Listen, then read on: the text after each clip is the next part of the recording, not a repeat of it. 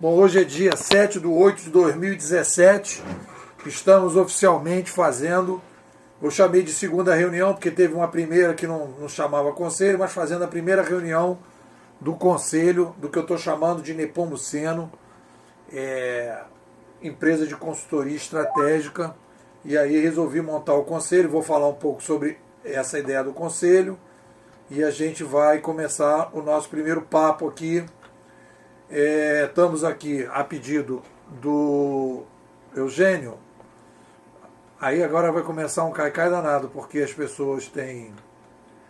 Eu vou ter aqui que fazer uma administração da seguinte maneira. A galera vai ficar no cai-cai aqui. E... Então, Eugênio, o negócio é o seguinte. Você me perguntou quem é que está aqui, né? Então eu vou te dizer. Estamos aqui com o Eugênio, a Carla, a Bárbara, o Antônio, o Hudson, a Lili e o Fernando.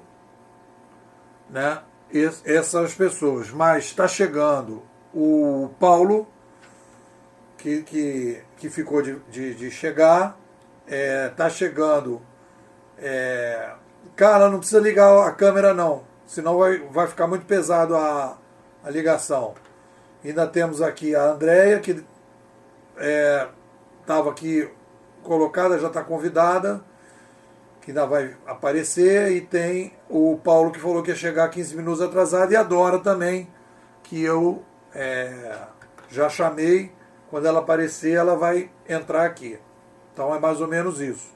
Então agora online, nós estamos com a Carla, com o Eugênio, a Bárbara, o Antônio, a Lili, o Fernando e o Hudson. 1, 2, 3, 4, 5, 6, 7, comigo 8. E aí tem uma galera que está chegando, está todo mundo chamado aqui para dentro da sala. Vamos ver o que vai acontecer nesse período. Bom, galera, então, hoje é a primeira reunião do nosso conselho. Eu só vou botar aqui no Mensa que a gente está começando.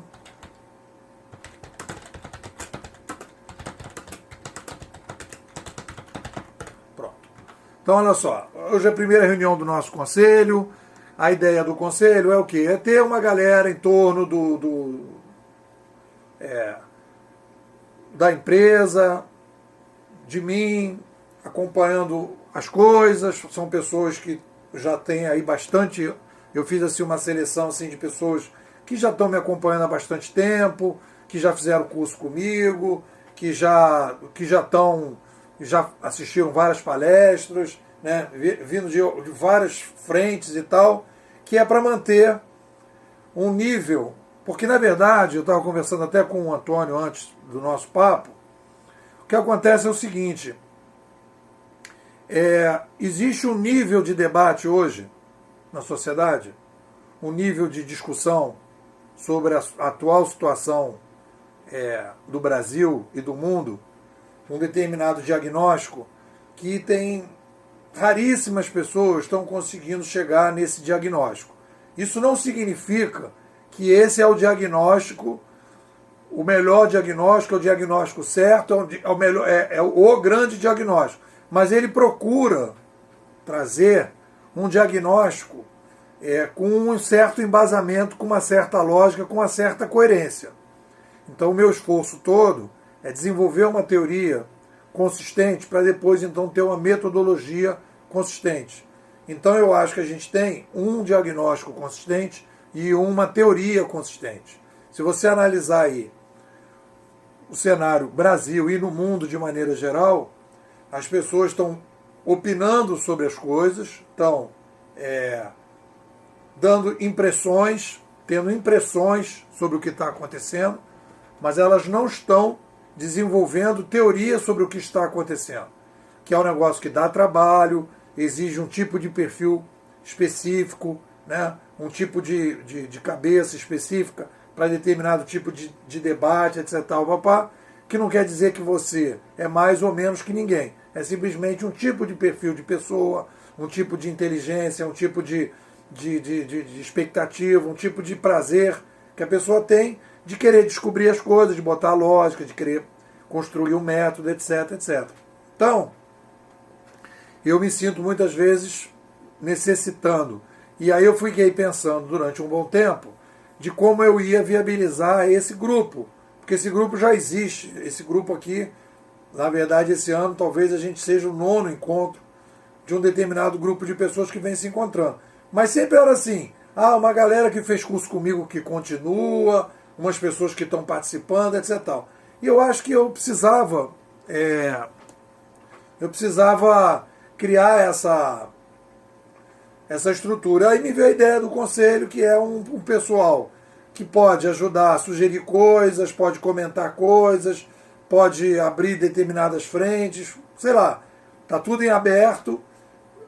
Chamei as pessoas toparam, e por acaso são 12.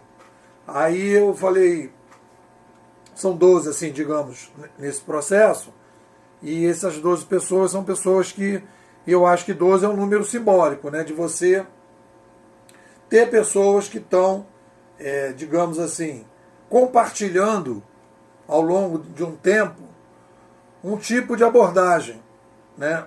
Não estão estranhando um tipo de abordagem, estão acompanhando o processo, estão vendo a evolução, aonde que tem novidade, onde não tem, etc, etc. Então, na verdade, algumas pessoas já estão presentes, têm participado mais frequentemente. No caso aqui, o Eugênio e a Carla são as pessoas que têm, já esse ano a gente tem feito as discussões, né? Bárbara teve também um período, deu uma afastada, o Antônio já teve vários momentos, o Fernando também já teve várias histórias, vários acompanhamentos. Lili está chegando, já acompanha há muito tempo. E o Hudson é um cara que a gente vem discutindo tudo pela internet. Ele descobriu as ideias pela internet, acompanha o canal e a gente tem trocado muito, etc. Quer dizer, está todo mundo aqui mais ou menos sintonizado no discurso, né? Então, vamos dar uma base para essa discussão, para dizer o seguinte: como essa, vamos supor, oficialmente é a primeira reunião, quando eu participei lá no início lá da rede, lá da Marina, eu já não estou mais lá, mas agora, quando eu participei, depois tive até a oportunidade de conversar com ela, eu falei, cara, Marina, eu sinto muito uma necessidade de você criar eu sinto muito uma necessidade de criar um decálogo, criar como é que chama? Um norte, né? Dizer o que é isso, né? O que é, quais são as premissas disso, né? Quais são as propostas que vocês têm, o que é a coisa. Então, o que é esse conselho aqui? O que é o meu projeto de empresa, o meu projeto pessoal, o que eu estou introduzindo na sociedade, E aí uma coisa que eu tenho discutido bastante, e tenho feito assim, alguns cursos na área de filosofia, tenho estudado muito filosofia e história. São os meus dois grandes focos hoje de estudo, é filosofia e história. Aonde tiver alguém fazendo um bom curso de filosofia, falando sobre filosofia e história, eu estou de manhã ouvindo, boto lá para caminhar, estou no avião ouvindo, estou escutando, estou lendo e tal, estou sempre, né, focado nisso. Então, qual é o que você aprende ouvindo, principalmente nessa área de filosofia? Todo mundo que chega, digamos assim, um pensador, ou os pensadores que chegam numa sociedade, eles chegam, existe um determinado cenário de pensamento. Então, quando você chega para, digamos, pensar sobre um determinado ambiente, num determinado tempo histórico, etc., você vai olhar para um cenário que existe e você vai dizer, você vai ser uma oposição a um cenário. Você vai ser oposição a um determinado tipo de pensamento que está estabelecido. Você não tem nenhum pensador que viaja na maionese, que caminha em cima do nada, né? Ele vai olhar para as pessoas que estão atrás dele, ele vai olhar para as pessoas que pensam como ele, etc. Né? Ou o filósofo, ou o historiador, ou o cientista social, etc. E ele vai dizer, olha, estão pensando isso, isso e isso, eu acho que isso para mim não faz sentido por causa disso, disso, disso, e eu estou introduzindo uma mudança nisso que é essa.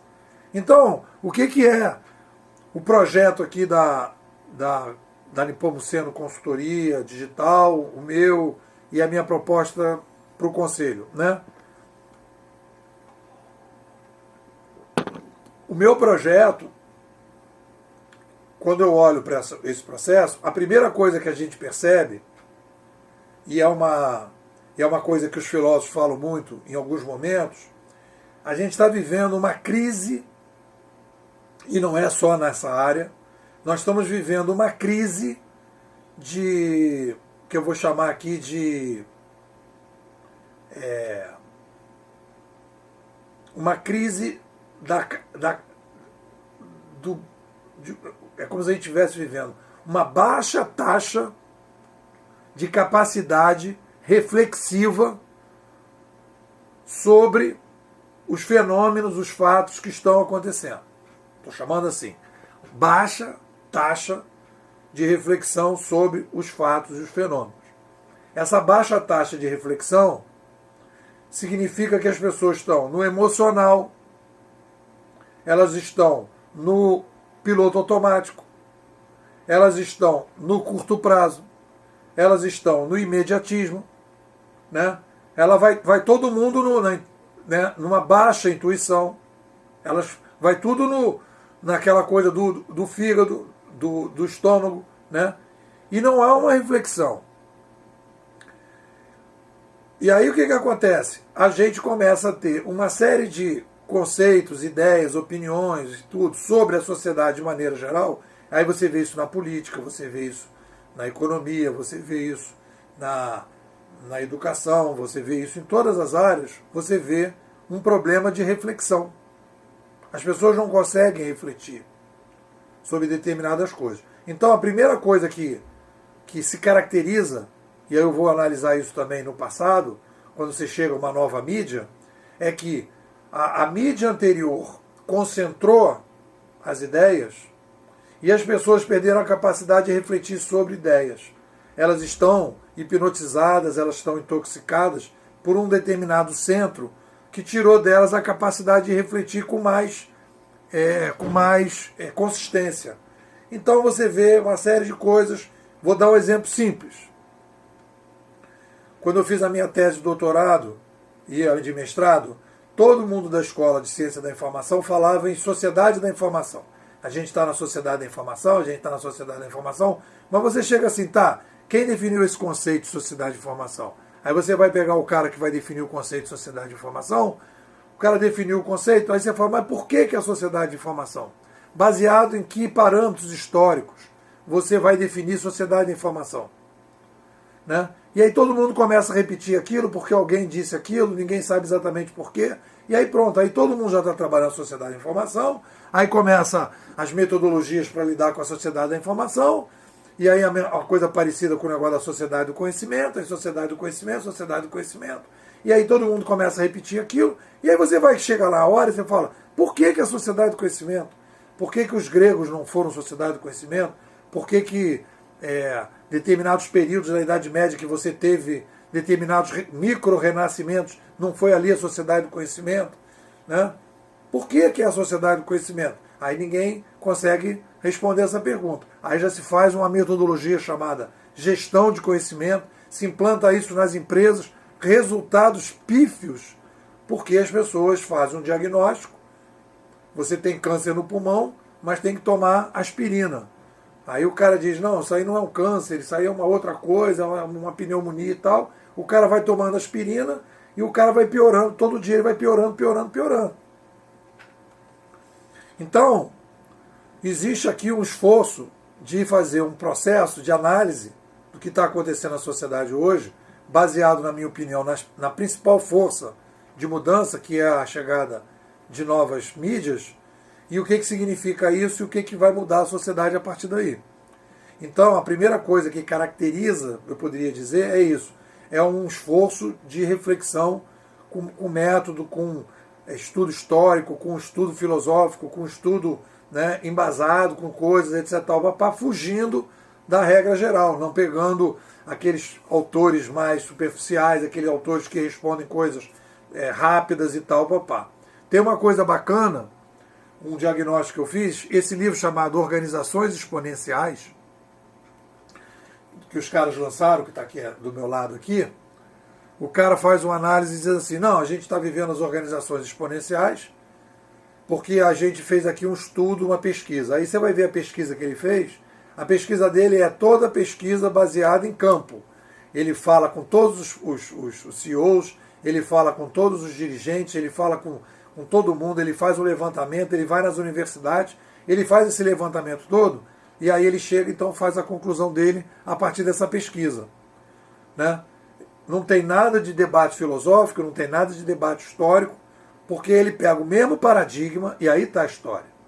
Ele pega o paradigma que existe hoje, o paradigma filosófico, o paradigma teórico, e vai introduzir esse paradigma filosófico e teórico, que é igual, e vai tentar juntar as partes sem fazer uma reflexão mais ampla sobre essa questão da mudança. Então, aí nós estamos com esse impasse. Então, beleza. Qual é a mudança? A mudança é, a gente tem uma crise filosófica. Ponto.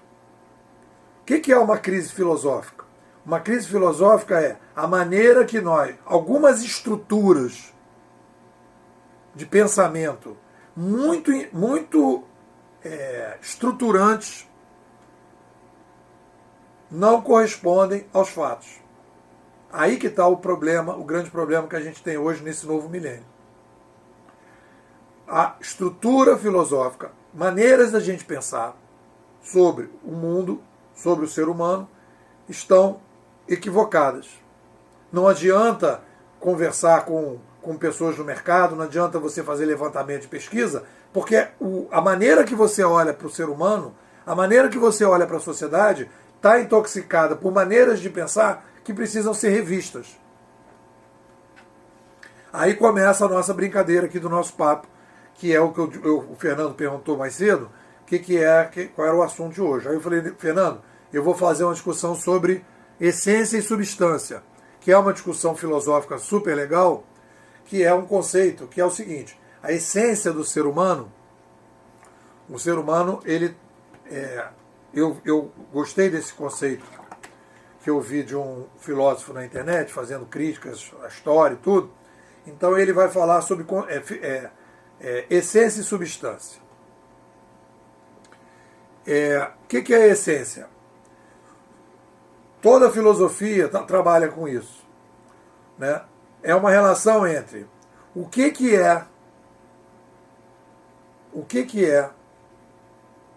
o ser humano tem que você poderia dizer que todos os seres humanos têm. O que faz parte da nossa essência? Né? O que é comum a todos os seres humanos? Isso é a essência. Então a gente vai dizer, gente, todo mundo come, todo mundo bebe, todo mundo vai ao banheiro, todo mundo dorme, né? Todo mundo morre, todo mundo precisa, depois que nasce, se desenvolver, todo mundo precisa de algum tipo de educação para poder se inserir na sociedade. Então são essas coisas que a gente vai caracterizando como essência do ser humano. Então, tudo que a gente conseguir olhar em todos os seres humanos, todos eles terão a mesma característica, isso a gente vai chamar de essência.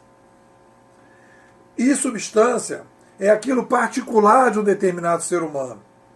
Então o cara come, mas ele gosta de comer comida vegetariana. Então isso é a substância dele. Então, o que ele come é específico dele, mas ele come.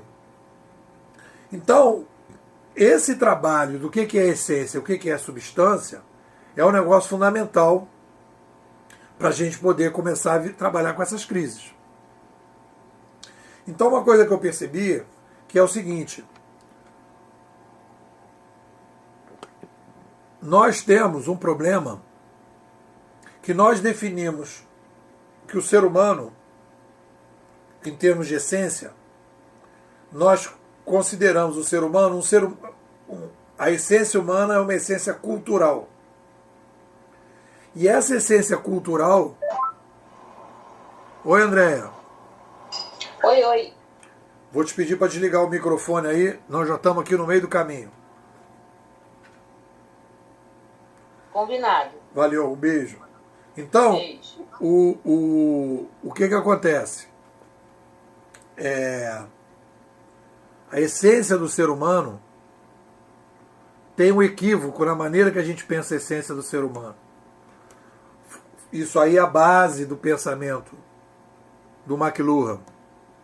E eu sou descendente da escola do McLuhan. Isso não é invenção minha. Eu fiz uma opção. Isso é uma coisa legal também, nessa nossa caminhada. Quando o cara fala, a gente precisa sair da caixa. Não. O que a gente precisa? Do ponto de vista epistemológico, que é o estudo do conhecimento. A gente não precisa sair da caixa. A gente precisa ter consciência da caixa que a gente está. A gente precisa analisar se essa caixa faz sentido com aquilo que a gente acredita. E se não faz sentido, qual é a caixa que você vai escolher? Não tem como você não ter caixa. Porque tudo que você pensa, de alguma forma foi estruturado por alguém. A gente não pensa no vazio. A gente pode até criar coisas novas, mas a gente só vai criar em cima de algo que já existe. Então, quando eu falo que a gente tem um problema de fenômeno, de essência, a essência é o McLuhan, que introduz no século passado, que a gente chama tecnoespécie. Quando ele fala que a gente a tecnologia é uma extensão do homem, que ele introduz essa discussão, o meio é a mensagem, etc. Tal, ele traz duas coisas que eu acho que são filosoficamente importantes para esse novo milênio, o McLuhan. Primeiro, ele vai dizer que nós somos uma tecnoespécie. Isso é a minha tradução. O que eu estou criando em cima do McLuhan é que eu estou traduzindo coisas que ele disse de outra maneira. Então ele diz, a gente é uma tecnoespécie. Isso faz parte da nossa essência. Não é a substância. Não tem nenhum ser humano que não use tecnologia. E se não usa tecnologia, não é ser humano.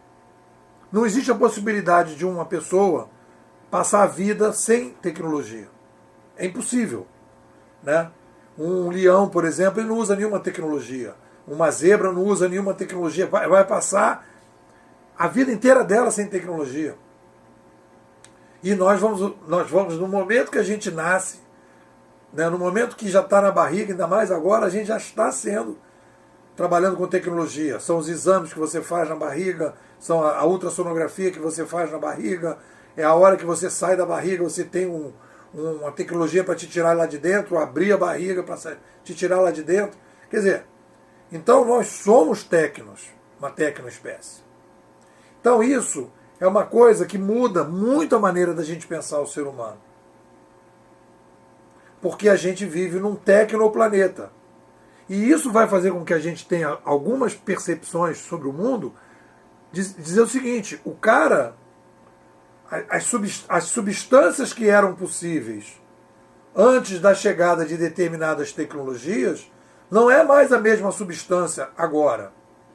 Então, o sapiens do século XXI não pode ser comparado a um sapiens do século XVIII, porque eles vivem num planeta, são dois planetas diferentes. As possibilidades que nós temos hoje não são as mesmas possibilidades de um cara do século XVIII.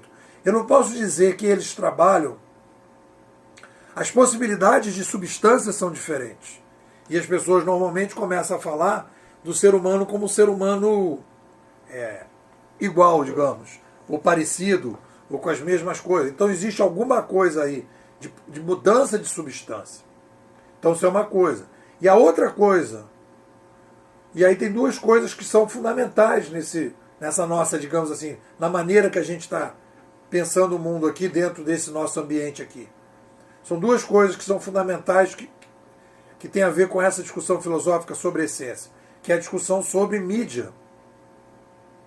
O ser humano, ele é uma tecnoespécie e ele é técnico midiático. Não existe a possibilidade do ser humano não usar a mídia. E o grande erro que eu acho que houve no século passado, dos filósofos e, por consequência, dos cientistas sociais, foi de colocar a tecnologia, as mídias, como um subproduto da cultura. Se você analisar, a cultura é produzida pelas ferramentas das mídias. Não existe cultura sem mídia. É como se você estivesse discutindo assim, não, que a mídia é uma produção cultural. Ela é uma produção cultural. Mas a mídia, ela é a ferramenta que produz a cultura. Eu chamei de líquido amniótico da civilização. Então nós saímos da barriga das nossas respectivas genitoras, e aquele líquido amniótico que a gente tinha na barriga das mães, agora nós temos um outro líquido amniótico. Toda a liga que existe na sociedade, toda a maneira que o ser humano se relaciona um com os outros, é através das mídias. A gente só produz cultura com a mídia, então a mídia é a ferramenta da cultura. Então no momento que eu introduzo nova mídia, eu simplesmente estou alterando profundamente a cultura. Porque a cultura que eu consigo produzir com uma linguagem oral é completamente diferente da cultura que eu consigo produzir com uma linguagem escrita, que é completamente diferente que eu consigo produzir com uma linguagem digital, dos cliques. E a partir daí a gente começa a perceber que nós estamos numa gigantesca ruptura em que a gente está introduzindo novas mídias e que vai mudar profundamente a cultura. Porque a cultura é produzida pelas mídias. E hoje todo mundo está se relacionando através de novo ambiente. Então, a cultura ela é produzida num ambiente tecnológico, em que esse ambiente tecnológico se relaciona com a cultura de maneira amniótica. Não é uma coisa como se pensava no passado, que a mídia é subproduto da cultura e que a mídia é dominante. Aí vem uma outra discussão importante. Isso tudo eu estou fazendo um resumo das últimas coisas para a gente abrir o nosso conselho com amplitude. Veio uma discussão que eu acho fundamental, que é o seguinte: todo o nosso pensamento do século passado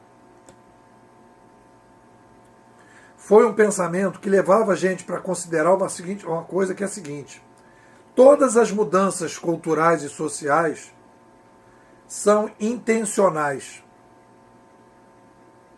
Né? Ou seja, não existe nenhuma mudança cultural na sociedade, não existe nenhuma mudança que vai acontecer na sociedade que não exista um grupo que influencia aquela mudança.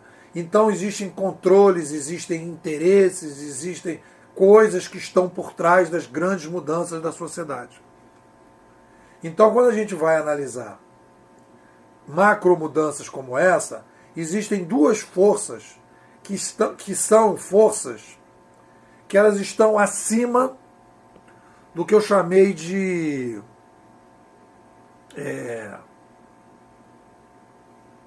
intencional. Tem uma outra palavra que eu já cheguei, que é melhor que essa, mas eu vou colocar como intencional, né, que são controláveis. Quando a gente começa a fazer filhos e a gente começa a aumentar a população, a demanda, a complexidade que isso gera para a sociedade não é algo que parte de um determinado centro que determina que as pessoas vão fazer filhos e por causa disso nós vamos ter uma crise demográfica. Isso acontece a despeito das estruturas sociais. É um fenômeno que é social, mas ele não é administrado por um centro. Ele não parte de um grupo específico. Ele traz consequências que a gente não tem como não atender. Porque você vai gerando as demandas, essas demandas têm que ser atendidas. E isso vai mudando o perfil. E é outra coisa também que a gente vai ver como mudança na essência. Nós somos uma espécie tecno-midiática, demográfica, cultural. E aí a gente vai recolocar a discussão da essência do ser humano. Porque o aumento demográfico gera determinadas crises para a sociedade que vão ter que ser resolvidas que os nossos antepassados não tiveram. Aí vem toda aquela discussão sobre cidades menores, problemas menores, qualidade de vida melhor, parâmetros de qualidade de vida, modelos de qualidade de vida que tinham a ver com aquela época, com aquele tamanho demográfico, que exigia um determinado modelo de mídia, que por sua vez determinava os modelos de administração que fazem parte desse processo todo. E para terminar, o que eu acho que caracteriza esse novo pensamento? A gente então, isso aí é uma coisa que eu tenho feito, eu fiz agora mais recentemente, diante como a gente é uma espécie, é uma tecnoespécie, não, é uma espécie tecno-midiática, demográfica, cultural, aí vem uma coisa que é uma novidade dentro do que a gente tem discutido para as pessoas, que eu tenho visto que é o seguinte: nós trabalhamos com a demanda de descentralização. Se eu analisar a história, eu vou perceber que o ser humano, a única forma que ele tem para lidar com o aumento da complexidade, no médio e longo prazo, eu não estou falando nos curtos prazos, né, se a gente analisar a macro-história como uma coisa assim, uma timeline muito grande, a gente vai ver que a tendência do ser humano é pela descentralização. Então a gente pode dizer que a nossa espécie tende à descentralização porque nós temos uma coisa chamada complexidade demográfica progressiva. Aí você vai perguntar, o que é a descentralização? É o compartilhamento das decisões, você ampliar o poder das pessoas para que elas possam participar todos os dias, várias horas do dia, tomando decisões e ajudando a lidar com essa complexidade.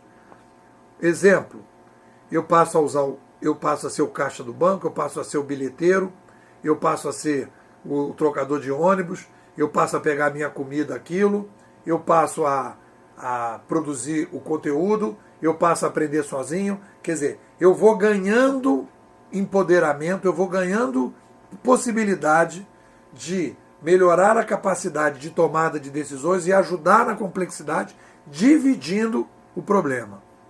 Então essa era a minha pegada inicial para a gente começar a nossa brincadeira. Quem quer comentar alguma coisa? Vou começar. Eugênio, fala você.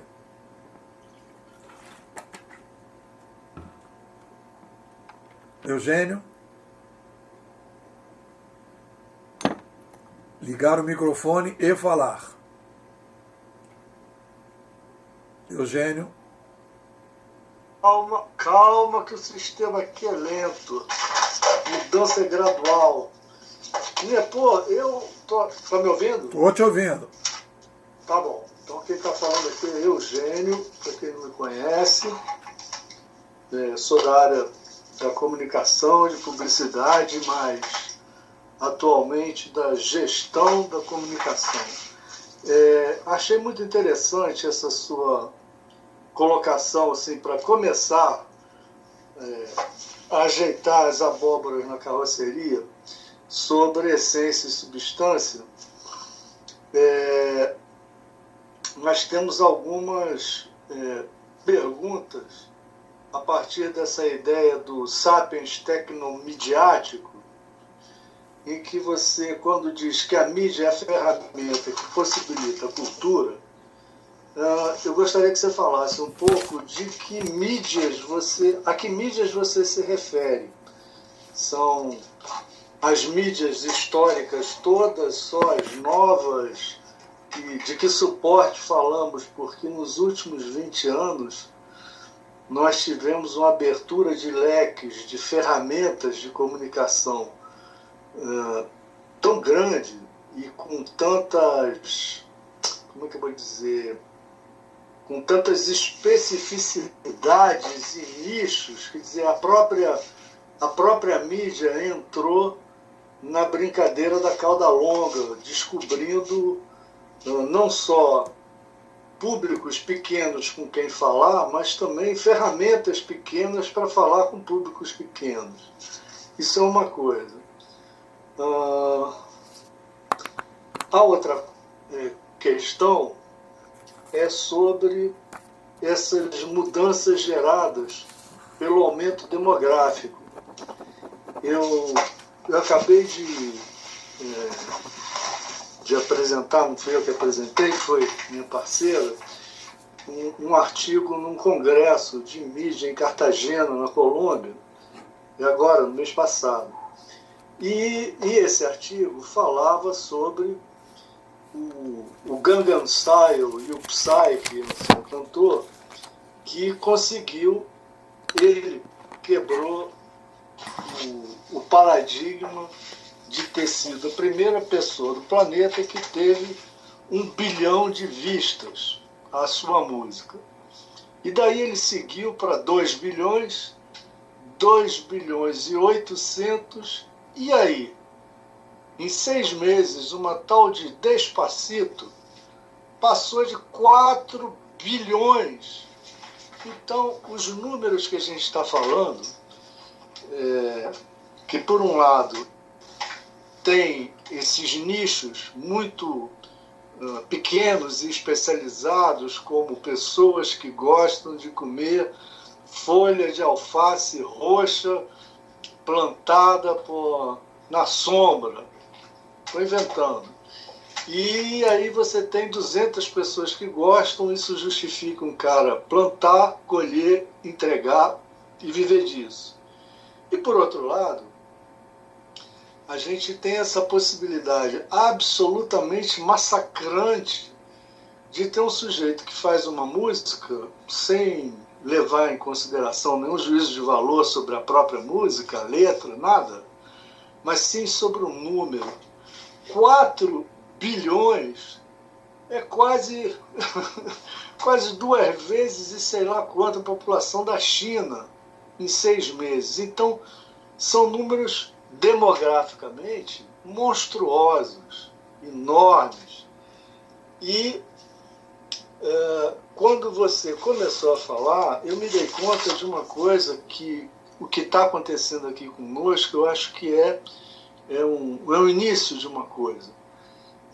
O fato das pessoas não refletirem mais e não proporem questões umas para as outras, eu acho que é porque elas não conversam. Elas não têm um fórum, um lugar. Quando se vai a algum lugar onde se encontra outras pessoas, a não ser quando você vai ao cinema, vai para ver um filme, quando você vai ver um espetáculo de música, eu no momento estou em Brasília, aqui tem o Clube do Choro, quando as pessoas vão ver algum espetáculo no Clube do Choro, antes de começar o cara fala, olha aqui, quem veio aqui é para ouvir música, não veio para conversar. Então, quando ninguém começar a tocar, todo mundo fique quieto ou se retire para conversar em outro lugar. E aí o que aconteceu com a educação nossa? Eu acho que isso tudo está meio solto, mas tem a ver com essa história demográfica, da educação e da reflexão. As pessoas vão para um lugar onde tem música e falam tão alto que atrapalham a música. Aí o que fizeram os músicos? Amplifica tudo, bota a música num volume tal que ninguém consegue conversar. Então, voltando ao nosso ponto, eu acho que não se tem tido essa oportunidade que eu estou tendo agora de falar. Eu não estou vendo ninguém, cada um de vocês é um quadradinho aqui na minha telinha de tablet, mas eu sei que tem umas pessoas ouvindo, pensam coisas diferentes de mim, e a gente vai poder fazer esse saudável exercício de troca de ideias diferentes, que necessariamente não vão ser nem parecidas. Aliás, quanto mais diferentes, mais ricas elas serão para todos nós. Eu acho que eu vou parar por aqui, já falei pra caramba, né, pô? Câmbio. Beleza. Não, o negócio é o seguinte, o que você está falando, o que acontece é o seguinte, quando eu falo mídias significa meios, né? Mídias é aquilo que está no meio. Então, se você pode ter várias variantes, mas você só tem 4 linguagens. Até hoje na sociedade você tem 4 linguagens. Você tem os gestos, que as pessoas se comunicam, até as pessoas que não escutam se comunicam por gestos. Você tem, que é uma coisa, a pré-oralidade. Depois você tem a oralidade. depois você tem a escrita e agora você tem a linguagem dos cliques, que eu estou chamando isso de linguagem. Então, você pode ter saída dessas linguagens, você pode ter, sei lá, um megafone, você pode ter um radiotransmissor, você pode ter sei lá, um som que você vai escutar no teu celular. Você pode ter várias coisas, mas aquilo ali é linguagem oral, que você vai juntar determinados sons e vai colocar. Uma letra de música é uma linguagem oral, né? Então, eu estou falando de linguagem, você pode depois até falar das linguagens artísticas, mas que não vão fugir um pouco disso. Ou é som, ou é imagem, né? Vão mais ou menos ser uma variante daquilo que você está falando, que é aquilo. Então, não importa muito a saída. A saída, uma vez eu fui fazer uma palestra na Rádio MEC, o cara perguntou, e o futuro do rádio? Eu falei para ele, meu irmão, sai desse corpo que não te pertence. Não vamos falar de futuro do rádio, vamos falar do futuro do som à distância. Existe um futuro promissor para o som à distância. Agora, o rádio é uma saída do som à distância que tinha uma característica que não tem mais, perdeu um pouco a validade, né? Eu acho que as pessoas, a dificuldade de conversar está justamente na incapacidade da pessoa, porque para você conversar você tem que ter um espaço interno de mudança. As pessoas estão muito hipnotizadas, muito intoxicadas, muito dogmatizadas, né? Foram muito domesticadas. A educação hoje é totalmente domesticável, ela é totalmente formatadora de pessoas para seguir determinado tipo de orientação. Isso não é porque as pessoas são mais, foi de necessidade para que a gente pudesse viver com mais gente, com as mídias que a gente tinha. Eu já falei isso aqui várias vezes. Eu não considero que as pessoas, que a gente está saindo de um mundo ruim, é porque as pessoas tiveram essa demanda. Então é mais ou menos isso. Então, quando eu falo mídias, é a pergunta que você fez, eu estou falando de linguagens. E nós não temos muitas linguagens. Nós temos várias saídas, várias plataformas, vários aparelhos que permitem que as linguagens saiam, que elas sejam usadas, que elas permitam as trocas. Agora, as linguagens são poucas, são 4, no que eu consigo contar. Hudson, fala você, liga o microfone aí e fala.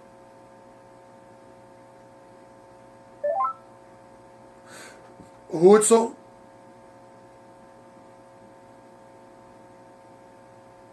Depois eu vou chamar o Fernando, só para ir adiantando, depois ficar ativo aí. Vou chamar o Hudson, depois vou chamar o Fernando. Hudson, fala aí. Então, vou inverter. Fernando, fala você. Agora o Fernando entrou agora. Alô, tá ouvindo, Carlos? Tô ouvindo. Fala, Hudson. Boa noite a todos, tudo bem?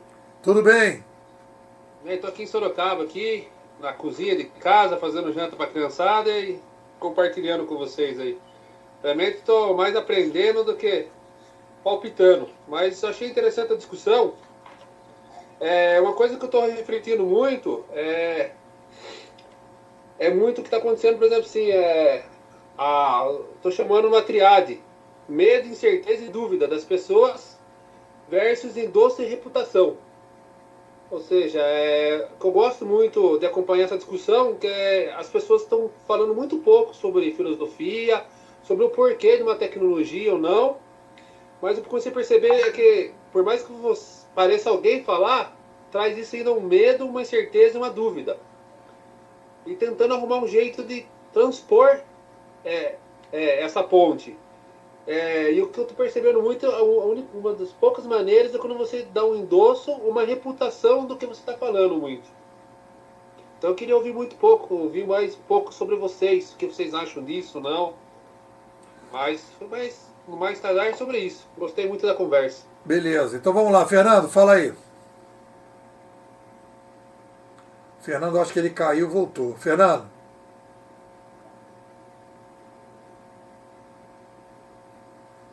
Antônio, fala você, depois então o Fernando entra. Fala, Antônio. Liga aí o microfone. Boa noite. Então, eu fui notando aqui algumas coisas do ponto da conversa, está meio desconexo aqui, mas acho que no final vai fazer sentido. Bom, no início, você falou daquela questão das cidades sustentáveis, né, da forma, dessa visão da questão da cultura como produto de mídia, né, em vez do contrário. E veio muito à cabeça uma coisa que eu tenho pensado nas últimas semanas, é uma matéria que eu vi recentemente sobre a questão da automação. E que, pelo menos essa matéria tem apontado que 2/3 dos empregos nos países subdesenvolvidos vai desaparecer, literalmente.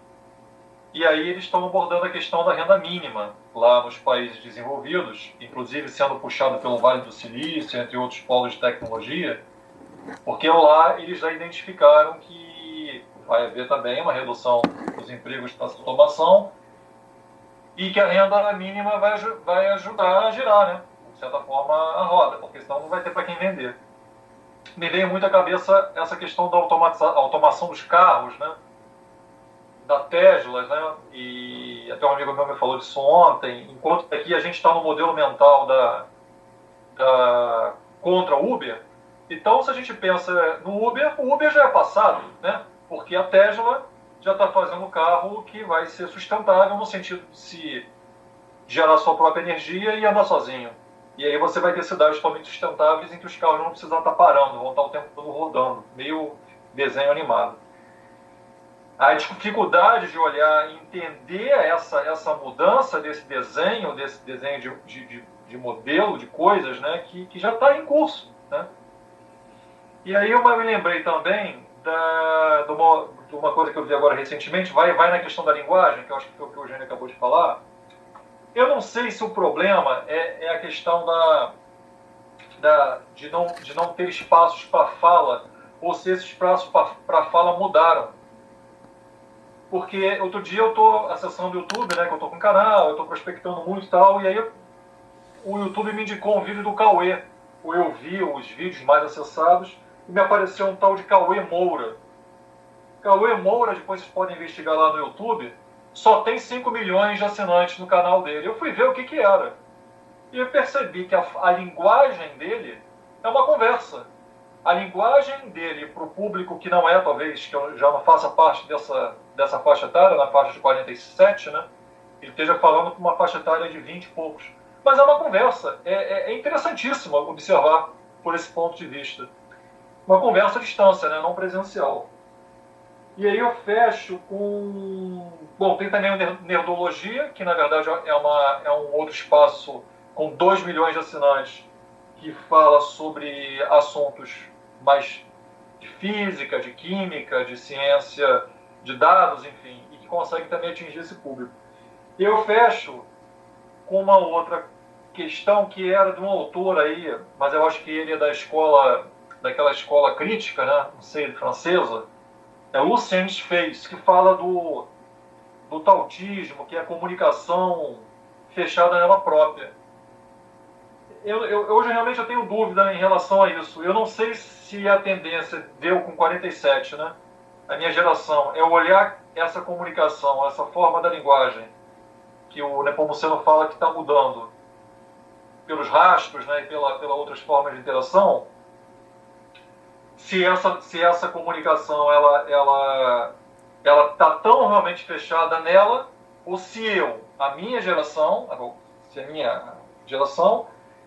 não consegue entender, por exemplo, e como consegue ver valor, por exemplo, na linguagem do Cauê, com 5 milhões de assinantes no canal do YouTube. É isso. Eu acho que o Eugênio falou uma coisa, que eu acho que tem essa, e você também está falando isso, né? Eu acho que tem essa coisa eu acho que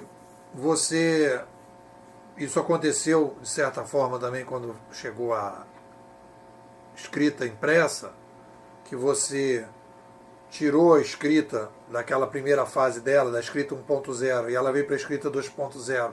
que você disseminou a escrita pela sociedade, né, você teve nichos.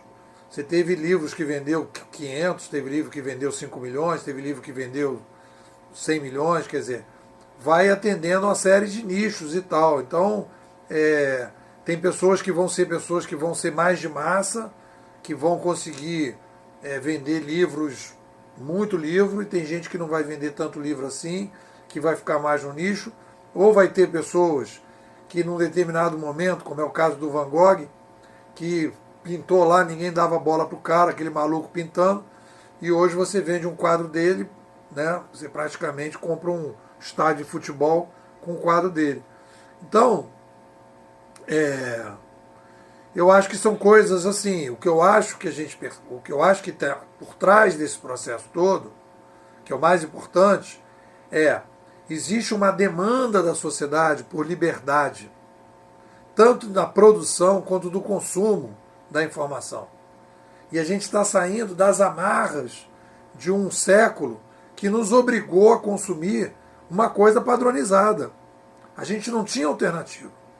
E é essa diversificação de consumo de informação que é a base estruturante, se você analisar, na chegada da oralidade, na chegada da escrita impressa e agora na chegada do digital, é a base estruturante da nova civilização, em que você vai ter uma oxigenação de milhares de ideias, pensadores, de tudo, que vai permitir para as pessoas poder, cada uma, caminhar, né, na direção de lidar com essa complexidade a partir das suas perspectivas e tudo. Mas vamos seguir. Vamos aqui ver agora o seguinte. Fernando, pode falar agora?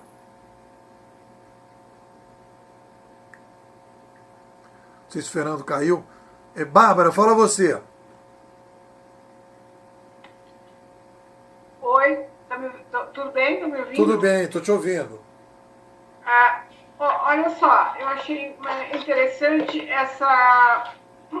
esse início que se pegou do papo de hoje, que é uma crise, detectar uma crise filosófica e uma incapacidade de reflexão.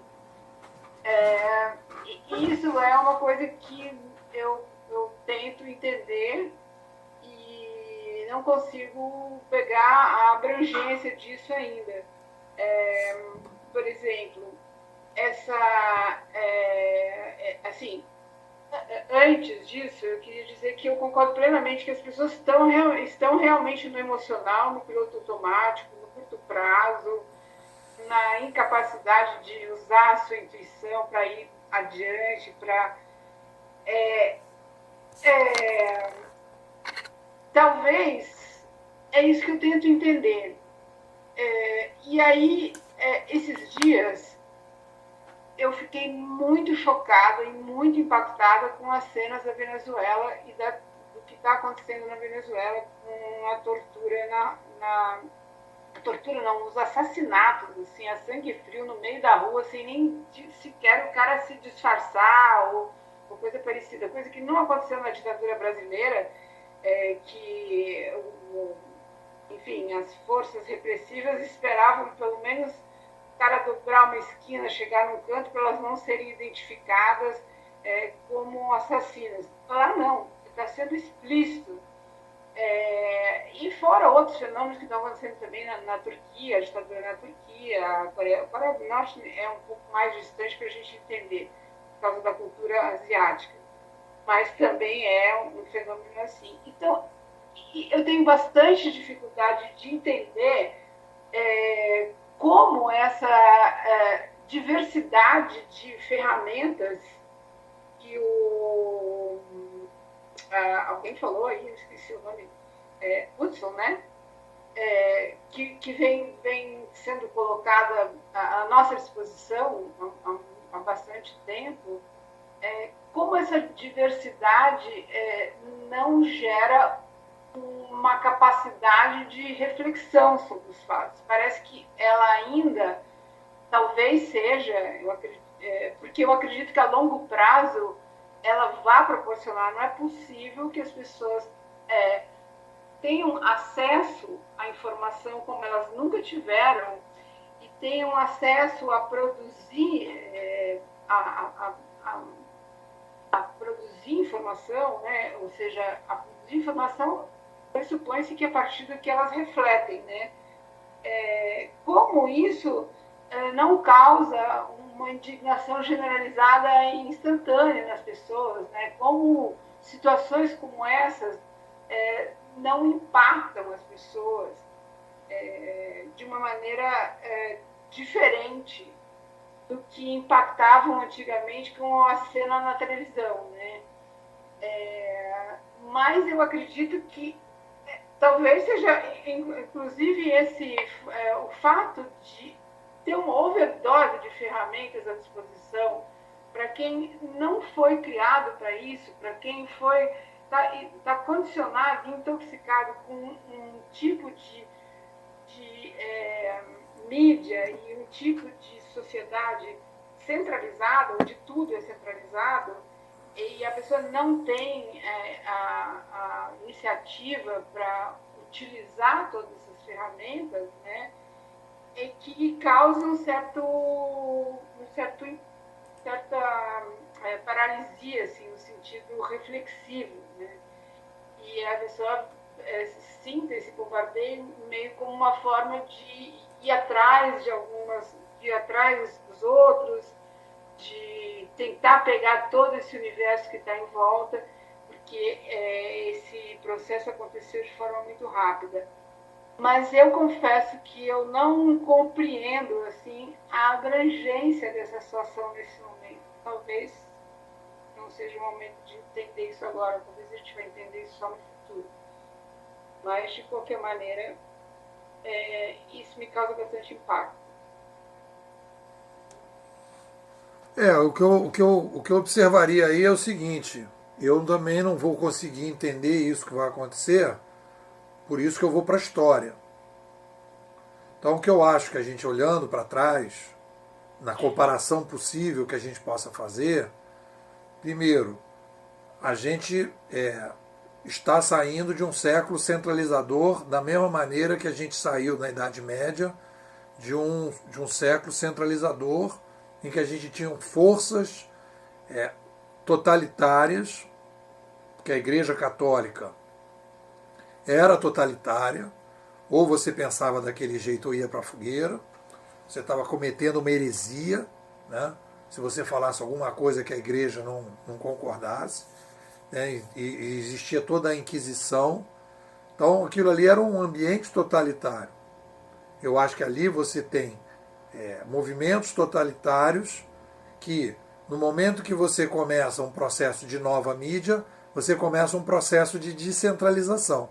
Só que as pessoas, elas foram, e a gente está vivendo isso, nós fomos formatados, o nosso cérebro, a maneira de pensar, de agir, de sentir, nós fomos formatados praticamente para viver num ambiente mais totalitário. Não dá para a gente está saindo de um ambiente totalitário. Às vezes a pessoa fala, a gente está indo para a Matrix. Eu falo, não, querido, a gente está saindo de Matrix. Mídias centralizadas, né, organizações centralizadas, né, organizações voltadas para elas mesmas, o rabo balançando o cachorro. Então, para a gente sair para esse novo mundo, a gente vai ter aí várias gerações para poder construir esse novo cenário. Que esse cenário, assim, de você sair de pessoas que estão acostumadas a viver num regime, entre aspas, totalitário, para um regime mais descentralizado. Precisa de uma preparação emocional, intelectual, filosófica, para a pessoa poder escolher, para a pessoa poder refletir. Tem até uma coisa que eu acho bacana, que eu escrevi também, que tem a ver com essa discussão, que eu falei, a contraposição entre pensar e sentir não é correta. Eu acho que você tem intuição pouco ou mal trabalhado. O que a gente chama de emoção é uma intuição pouco refletida. E o que a gente chama de pensamento, de razão, uma intuição mais refletida. Porque tudo é intuição. Não existe razão sem emoção, nem emoção sem razão. Então, para não ficar nesse duelo, Eu comecei a trabalhar agora com o conceito de intuição. Então você trabalha com uma intuição de baixa reflexão ou uma intuição de maior reflexão. Mas é uma intuição. Porque não dá para chegar num ponto em que você tem certeza e que aquilo ali não tem emoção nenhuma, você é despido de qualquer sentimento, né? Ali é uma intuição. Então o que eu apresento para vocês é uma intuição com uma certa dose de reflexão em cima dela, de debate, de conversa, de crítica, de tudo, em que chegou a esse ponto. Então eu acho que a gente precisa, e a gente está discutindo também aqui muito essa questão da educação, a gente precisa formatar pessoas para viver num mundo não totalitário. Porque a escola atual é uma escola que a gente pode falar que ela é necessária, etc. Tal, mas é uma escola totalitária se a gente comparar com o que vem pela frente. Né? A gente pode dizer que a gente está saindo de uma Idade Média, por incrível que pareça. Né? O século passado a gente pode comparar com, de certa forma, em vários aspectos com a Idade Média. Né? Do ponto de vista de centralização, né? Do ponto de vista de controle, do ponto de vista das organizações voltadas para elas mesmas, de você ter todo um corpo de nobres que se desgarraram da sociedade, que é o caso dos políticos. Né? E no caso específico da Venezuela, eu acho que é um pouco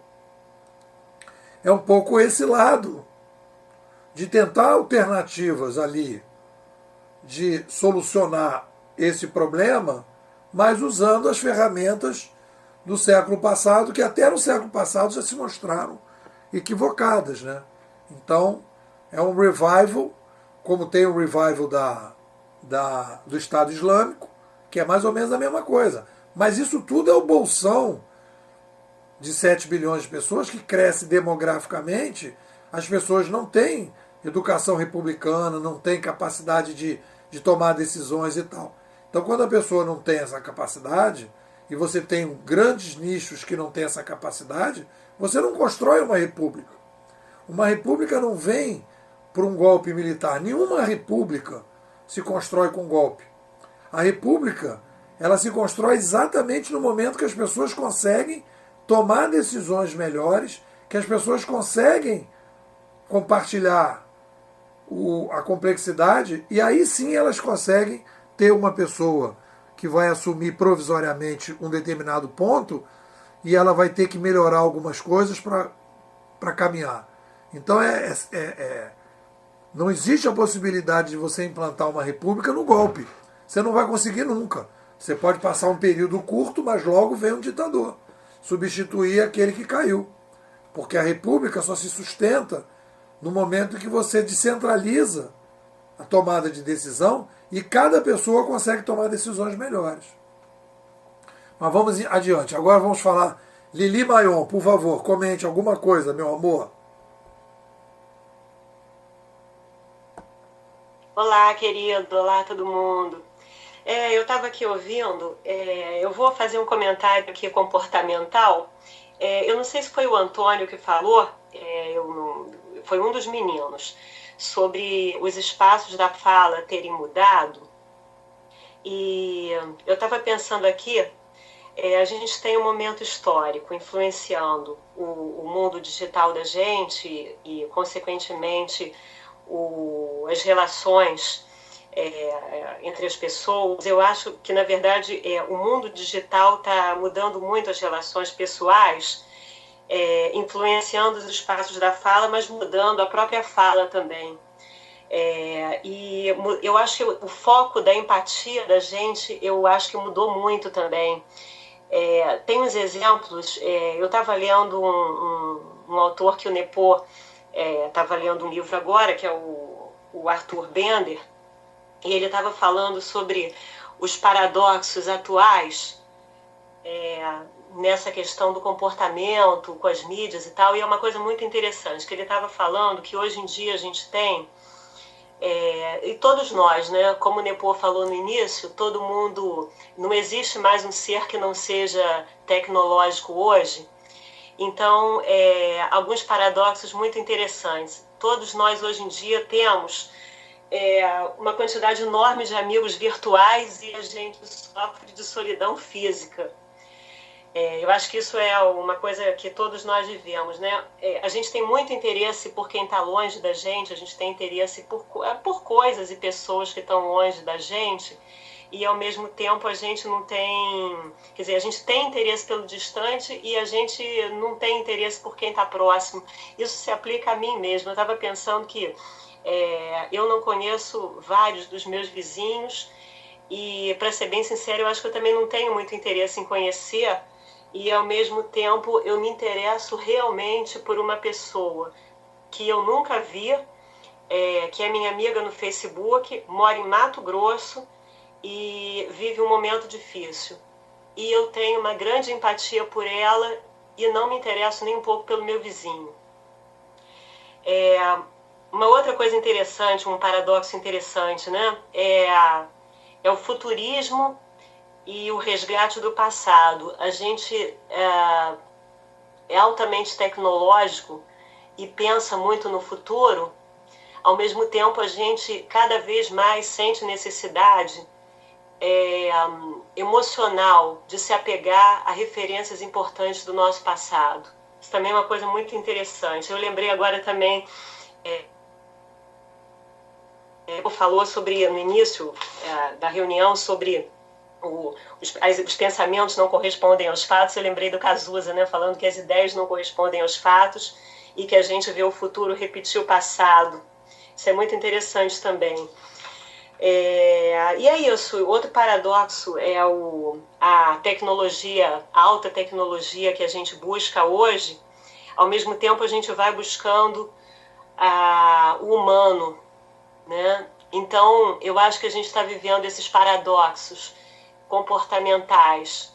Hoje em dia, fruto da mídia digital, do momento que a gente vive, e está mudando o foco da nossa empatia. Eu acho que é isso. Eu acho que o nosso comportamento está muito diferente hoje do comportamento que a gente tinha há um tempo, até bem pouco tempo atrás, na verdade. E é isso, os espaços da fala mudaram, como disse, acho que o Antônio, e a própria fala também. É isso.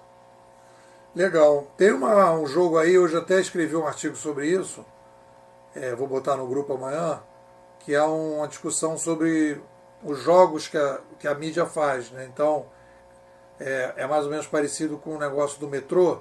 Quando todo mundo entra no metrô, para numa estação, todo mundo entra na estação e as pessoas vão se arrumando no metrô. E no momento que as pessoas vão se arrumando no metrô, é mais ou menos as mídias. Você então introduz o digital, a oralidade muda um pouco de posicionamento, a escrita muda um pouco de posicionamento, porque coisas que a gente precisava falar e escrever, hoje talvez você não precise tanto. E coisas espaços que a gente falava, hoje você não precisa falar tanto, quer dizer, e aí essas relações assim, você se sentir conectado com pessoas porque você se identifica com pessoas que têm determinados sentimentos que você tem, você conversa com pessoas do mundo inteiro que tiram foto de inseto, né? Então essa possibilidade de ter essa rede de troca de fotografia de inseto e você ser capaz, aí é um desafio, né? De você ser capaz também de se relacionar com as pessoas que moram perto de você por algum motivo, né? Agora fala Carla. Carla, fala aí.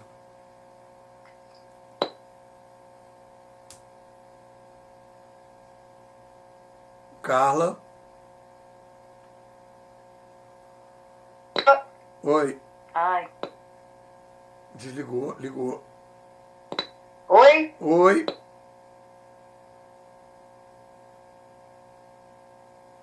Agora desligou. Oi.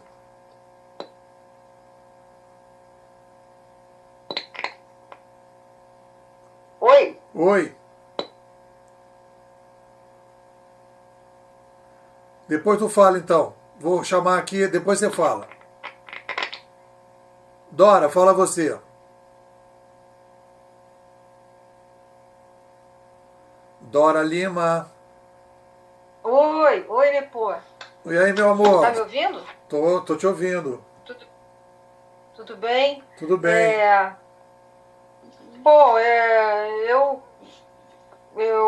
eu gostaria de talvez falar um pouco mais sobre a questão da crise filosófica, porque você fala que nossas estruturas de pensamento, a forma que nós fomos impregnados pela centralização do século passado, não corresponde aos fatos. O que significa os fatos? Os fatos, na verdade, assim, eu fico pensando se não é justamente a nova forma de pensar, quer dizer, as nossas necessidades, que as estruturas não correspondem mais às nossas necessidades. Então, eu acho que essa talvez seja... toda hora eu falo, bom, será que são as estruturas do pensamento ou são as estruturas que estão aí estabelecidas, não correspondem mais às nossas necessidades? Eu acho que é isso. Toda vez que eu te ouço e cada vez mais claro para mim essas ideias, quer dizer, a nossa questão da humanidade, de sermos uma espécie midiática e tal, isso tudo me leva a crer que nós estamos nós somos o início da pré-história de uma nova civilização, e que realmente é um momento histórico, dramático, até trágico, porque tem duas estruturas correndo paralelas, né, na verdade, né? Uma que é do século passado e uma que é atual. Se eu não me correspondo com o meu vizinho e que eu sinto falta disso, meu sobrinho nem vê o vizinho, quer dizer, nem vai sentir essa falta, quer dizer, já são outras sinapses, outro cérebro, né, funcionando. Quer dizer, eu acho que nós fomos premiados. Isso às vezes me deixa muito aflita, mas ao mesmo tempo também muito curiosa e é extrema. Quando você tem consciência disso, isso traz muita, digamos, intensidade ao dia a dia. Mas também eu concordo ali com o Hudson, que traz um certo medo, né? E dúvidas, mas não tantas dúvidas, né? Porque eu tenho certeza que é um caminho sem volta. E a outra coisa, porque eu não sei se eu cheguei atrasada também, que você estava falando de organizações exponenciais, que são o quê? Já está falando da nossa, digamos, autonomia, né, de você poder ser o fotógrafo, poder ser o seu, enfim, fazer uma série de atividades que antigamente você pediria a outras pessoas para fazer.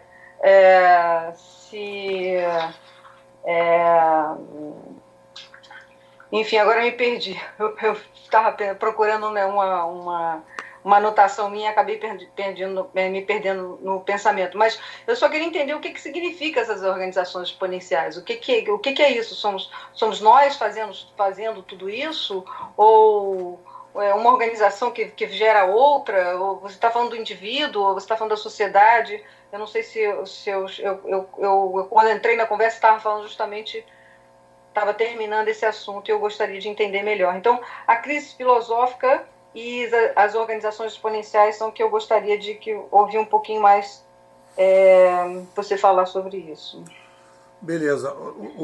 Esse livro, Organizações Exponenciais, são organizações que conseguem escalas muito rápidas. Então, está falando de Airbnb, de Uber, de Facebook, que não tem estruturas e que usam plataformas. No fundo, o que ele está chamando de organizações exponenciais, eu estou chamando de curadoria.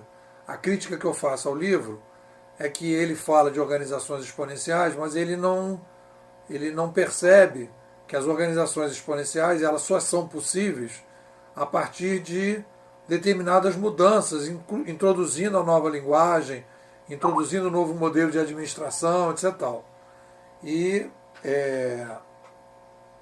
aí dá a impressão que uma organização qualquer, que é isso que eu acho que é o grande problema, vai ser exponencial porque, sei lá, vai se fazer um workshop exponencial, ou vai se ir para uma sala exponencial, ou vai para uma fazenda exponencial, aí as pessoas vão fazer uma acupuntura exponencial e vão virar exponencial. porque eu acho que é um erro de diagnóstico. As organizações, o Uber é exponencial porque está usando a curadoria. E só vai ser exponencial se usar a curadoria. Senão vai continuar sendo essa coisa. E mesmo assim eu acho que o nome não é bom, porque eu acho que se vocês forem ver aquele filme do McDonald's, aquele filme da franquia, quando você cria a franquia é exponencial. Então exponencial é toda vez que você consegue fazer com que determinada coisa crie escala. Então eu não acho um bom nome chamar de organização exponencial. Você pode chamar de organização 3.0, organizações de curadoria, etc. Isso acaba implicando num conceito ruim, acaba gerando uma metodologia ruim. Em relação a essa coisa da filosofia, da estrutura, do cérebro, da maneira de pensar, eu acho que essa discussão é uma discussão riquíssima, porque também, voltando para a história, quando a gente sai da Idade Média, apareceram alguns filósofos ali, o Descartes, o Bacon, o Spinoza, primeiro o Bacon, depois o Descartes, depois o Spinoza, que eles vão fazer uma discussão, basicamente, sobre estrutura de pensamento. Porque todo o conceito de pensamento era um conceito que estava muito ligado ao totalitarismo católico, em que existia um Deus, um propósito, e que existia toda uma maneira de pensar, né, que era limitada pelas limitações que os dogmas, né, acabam estabelecendo, dificultando as pessoas de irem trabalhando a sua intuição cada vez de maneira mais pragmática para poder chegar a determinados resultados. Então essa forma de pensar estava atrapalhando. Um exemplo que eu vejo bem claro nesse problema aí da estrutura de pensamento, que era a estrutura de pensamento religiosa da época, é a dificuldade mesmo de trabalhar melhor a intuição. Então a gente vai precisar, basicamente o que eu acho que a gente vai precisar, dentro do que eu imagino, é a capacidade de trabalhar melhor as nossas intuições nesse futuro. Nós não temos essa capacidade. E isso exige uma mudança de estrutura do cérebro. E isso precisa de uma mudança. E aí que tem uma coisa que é interessante, é o seguinte, a estrutura de pensamento que a gente tem é compatível com as estruturas organizacionais que a gente tem. Uma coisa tem que ser compatível com a outra. O que está ficando incompatível hoje existe uma nova geração que está só por causa da mídia, não por causa da educação, ou por uma educação que já está vindo, independente das instituições, que é aquela educação informal que todo mundo está tendo, né? E essa estrutura está se construindo por fora das organizações, e as organizações estão formando gente com a velha estrutura. E é essa que é a crise, porque a gente precisa de uma nova estrutura, e realmente é um negócio que a gente está, eu concordo, a gente está na pré-história da nova civilização, a gente está muito longe desse processo, né? A gente está no início, e é por isso que eu acho que foi aquele papo do conselho, de criar um ambiente aqui que a gente possa falar dessas coisas com uma certa liberdade, sem as pessoas estranharem, tanto quando a gente fala com pessoas que não conhecem, como a gente está pensando, discutindo e tudo. Bom, eu queria que a Carla falasse. Carla, vamos lá, vamos ver se você consegue agora. Oi, Nepô. Fala. O que eu percebi aqui é assim, quando você fala assim daquela crise da baixa de taxa de reflexão sobre os fenômenos e tal, realmente eu acho que nós vivemos no piloto automático, no imediatismo, mas porque é muito fácil ficar na zona de conforto, né? Nós, assim, a gente ficou muito acostumado a absorver as ideias formatadas pelas grandes mídias. Então, quando isso está acabando, né? Quando isso está se expandindo através assim da diversidade de ferramentas que a gente tem, então as nossas possibilidades elas nos desmontam. E o que eu acho assim é que a tecnologia que está chegando, ela teria que assim nos amplificar assim, enquanto seres humanos, mas não é isso que está acontecendo. Eu tenho a ideia, e eu não sei se vocês concordam comigo, isso é o que eu penso. Eu tenho a ideia de que, ao invés da tecnologia nos trazer mais como seres, ela está robotizando assim os nossos sentidos, entendeu? O que vocês acham disso? Olha, eu não sei, porque olha só, Dora, teu microfone está ligado. Carla, olha só. Se a gente comparar, vamos comparar historicamente, o rádio e a televisão com o Facebook é muito mais humano do que o rádio e a televisão. Você pode criticar 1000 coisas no Facebook, como você podia criticar 1000 coisas na oralidade, né? A oralidade, naquela relação pessoal ali, papapá. Mas quando você cria a escrita humaniza a sociedade. Ou no que a gente pode chamar de humanização. O que é a humanização? É o ser humano, aí eu acho que é uma discussão legal. E aí tem a ver com aquela discussão da essência. O que é a humanização?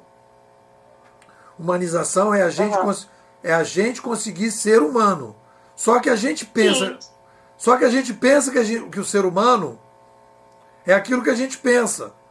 E não é isso que é o ser humano. O ser humano é essa espécie que cresce demograficamente, que chega num determinado momento da história dele, que entra em crise, que ele cria sociedades totalitárias para poder administrar as crises, para poder centralizar as decisões, e aí essas sociedades totalitárias derrubam a taxa de felicidade, e a gente começa a ficar insatisfeito, e a gente começa a procurar saídas, a gente inventa uma nova mídia, e essa nova mídia permite que a gente descentralize a sociedade. Isso é ser humano. Agora, existe um preço. Isso que eu acho que é importante colocar, que eu fiz um artigo sobre melancolia, que é o seguinte: aumentar a população tem um preço. Não adianta achar que a gente vai aumentar. Vai morar numa cidade de 4 milhões de habitantes da mesma maneira que a gente mora numa cidade de 40 mil. Uma cidade de 40 mil é humana. E uma cidade de 4 milhões também é humana. Só que 4 milhões de pessoas demandam um conjunto enorme de tecnologias para lidar, para você se sentir com mais qualidade de vida. Então, quando a gente começa essa ideia de desumanização, aí vem a discussão da essência do ser humano. O que é se desumanizar? Uhum. Porque, por exemplo, ao invés de você pegar uma tecnologia em benefício, porque é tudo muito voltado para o financeiro, sabe? A questão da tecnologia ainda tem essa ideia de formatar o... Alô? Estou ouvindo. Tem a ideia de formatar as pessoas com a ideia de financeiro que a gente tem hoje, ainda, como sempre. Mas aí entendeu? Então, se você pensa a tecnologia no sentido de você melhorar a vida do outro, de todos, você é uma boa, bacana. Mas o que acontece é que o que persiste é a ideia de você transformar a tecnologia nos números financeiros. Você não tem essa ideia? Assim, você não acha que isso está acontecendo? Que isso sempre vai acontecer? Aí é uma discussão que a gente pode conversar, é uma discussão longa. Eu acho que toda vez que você cria um regime totalitário ou um regime mais centralizado, o aspecto material fica mais acentuado, o dinheiro passa a ser um objetivo, as pessoas começam a caminhar na direção do dinheiro. Isso, na minha opinião, tem a ver com esse século passado. Eu acho que a gente tem uma resistência a isso de uma maneira nova, né? Através de uma série de coisas e tudo. Acho que o financeiro faz parte da sociedade por causa das trocas. O que a gente fala de finança é dinheiro. E dinheiro é uma coisa fundamental para as trocas humanas.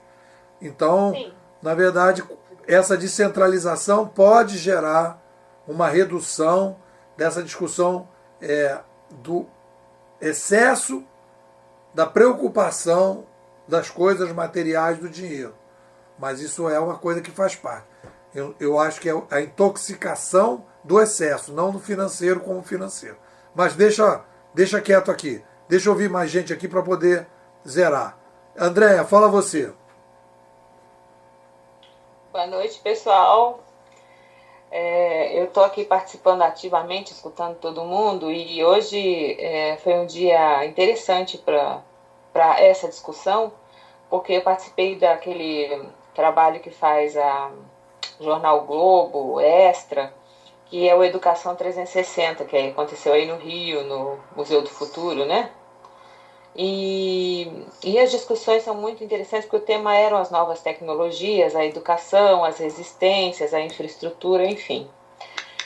E da tua fala, Nepo, eu começaria com uma frase que para mim é otimista, né? Que eu acredito nela, que a essência é mutante. Né? Então essa frase é interessante, mesmo compreendendo que em educação, e aí faço o viés da educação, né?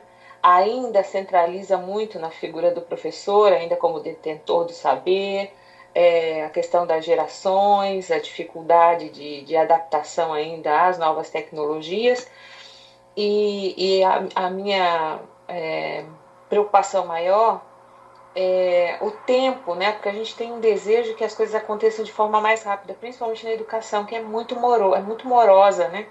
Então eu parto do princípio que essa mudança necessária, ela é morosa, né, em educação especialmente. Acho que os professores ainda, temos um grupo grande ainda, com ideias arraigadas ainda no totalitarismo, muito forte, com ideias muito domesticadas, dogmatizadas. A gente tem assim... Tem grupos de professores com quem a gente fala que tem que ter até um certo cuidado quando vai falar de novas tecnologias, porque é um bicho de 7 cabeças ainda. Então você olha assim para o suposto potencial de desenvolvimento humano, né? O orientador, aquela pessoa que podia levar o fomento da mudança para gerações, e ele está ainda arraigado nas questões. Quer dizer, é mindset mesmo, é mentalidade, né? E hoje, por outro lado, eu vi uma discussão interessante que me faz acreditar na mudança, que é que enquanto, enfim, as instituições privadas, iniciativa privada, enquanto o setor público, enfim, várias pessoas discutiam a respeito das novas tecnologias de educação nesse encontro, né, na Educação 360, ao mesmo tempo, numa outra sala, um grupo de jovens discutiam e conversavam, eles chamaram de painel jovem, sobre as ansiedades e os desejos que eles tinham em relação à educação. E aí os professores escutavam um representante do Google que falava a respeito das ferramentas à disposição, que estimulam a educação e tal, o outro falava sobre o papel do professor, que muda completamente, que vai ser mais esse curador, né? E o que significa... O professor não tem nem ideia do que é ser curador. Ele tem uma dificuldade de entender esse universo ainda. A gente ainda trabalha. Amanhã sai no blog que eu escrevo um texto sobre isso. Beabá para o professor. O que é ser um curador em educação, né?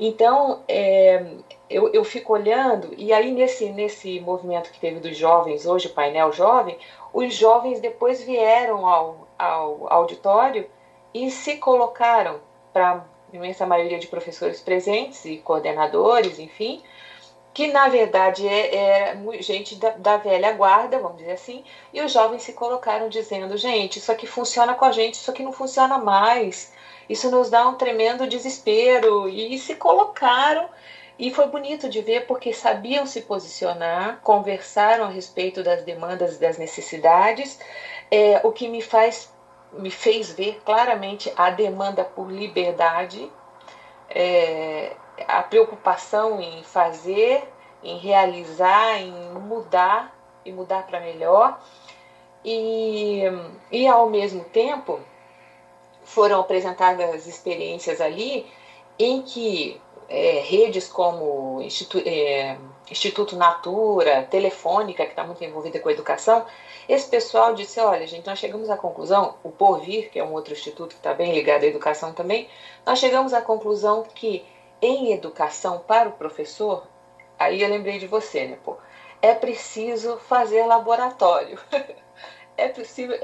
É importante, né, fazer laboratório, e eles já estão fazendo. Então eles levam os professores para o laboratório não para trabalhar com o aluno no laboratório, é para o professor trabalhar primeiro. Porque se ele vem dessa estrutura toda de totalitarismo, de como é que ele vai dar o que não tem? Então estão partindo para os laboratórios, esses institutos, e estão trabalhando com os professores e ensinando enfim, a se familiarizar com as possibilidades que existem de aplicativos, de novas tecnologias e aí por diante. Então você vê um movimento, né, um movimento grande, em que o professor toma um outro papel na atual conjuntura e precisa entender o que está acontecendo e qual é o papel dele, porque o professor está perdido nesse universo todo. Quando você diz para ele, olha, o seu papel não é mais de transmissor de conhecimento, você é um orientador da aprendizagem, você é um curador, você tem um papel. Porque assim, como é que é isso? Não, peraí, alguém me dizia o que fazer, já vinha pronto o currículo, eu seguia para e passo o que tinha que fazer e acabou.